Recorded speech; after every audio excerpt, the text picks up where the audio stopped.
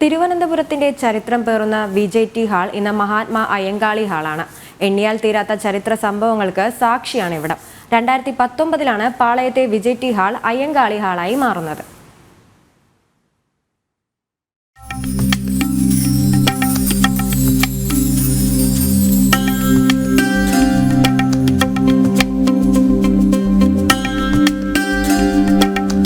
ചരിത്ര പ്രഖ്യാപനങ്ങൾക്കും രാഷ്ട്രീയ ലയന സമ്മേളനങ്ങൾക്കും മഹാന്മാരുടെ അന്ത്യയാത്രകൾ തുടങ്ങി എണ്ണിയാൽ തീരാത്ത ചരിത്ര സംഭവങ്ങൾ സാക്ഷി കൂടിയാണ് പാളയത്തെ VJT ഹാൾ.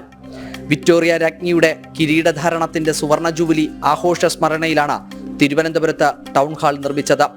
1896 ശ്രീമൂലം തിരുനാളിന്റെ കാലഘട്ടത്തിലാണ് കെട്ടിടം പണി കഴിപ്പിക്കുന്നത്. തിരുവിതാംകൂർ നിയമനിർമ്മാണ സഭ അക്കാലത്ത് പ്രവർത്തിച്ചതും ഇവിടെയാണ്. 1999 അന്ന് മുഖ്യമന്ത്രിയായിരുന്ന EK നായനാർ VJT ഹാളിനെ പുനർസമർപ്പണം ചെയ്തു.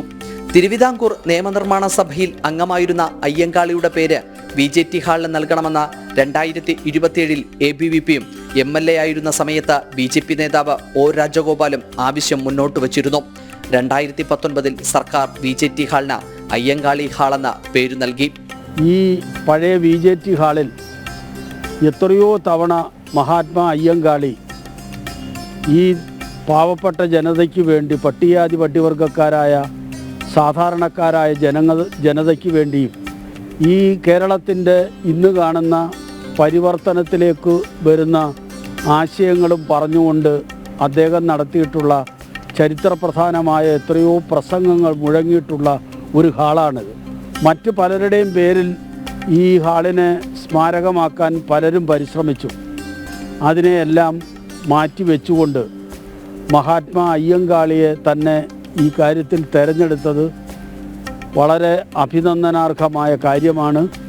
അതുകൊണ്ട് വളരെ ചരിത്ര പ്രാധാന്യമുള്ള ഈ ഹാളിൻ്റെ സവിശേഷതയും അതിൻ്റെ ചരിത്ര പ്രാധാന്യവും പൊതുജന സമക്ഷം സമർപ്പിക്കാനായിട്ട് ജനം TV മുമ്പോട്ട് വന്നതിൽ എനിക്ക് അതിയായ സന്തോഷമുണ്ട്.